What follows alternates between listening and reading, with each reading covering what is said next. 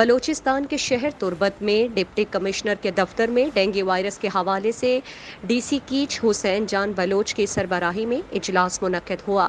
اجلاس میں dengue virus کے حوالے سے کمیٹی تشکیل دی گئی۔ اجلاس میں D H O Kech Abdullatif Dashti committee کے سربراہ مقرر کیے گئے۔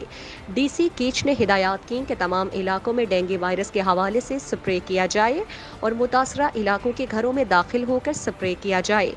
ڈی سی کیچ نے مزید کہا کہ سول اسپتال میں ڈینگی وائرس ٹیسٹنگ کٹ جلد فراہم کریں گے اور ڈینگی وائرس مریضوں کے لیے ایک وارڈ تعمیر کیا جائے گا۔ اجلاس میں D H O Kech Latif Dashti, P P H I کے head of department Haji Khan, chief officer Turbat Ubaid Baloch, social welfare department کے قدیر لقمان اور این آر ایس پی اور دیگر محکموں کے افسران موجود تھے۔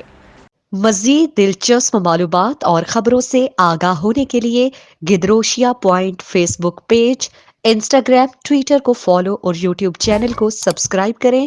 بیل آئیکن بٹن دبانا نہ بھولیں تاکہ مکران سمیت بلوچستان کی خبروں سے جڑے رہیں۔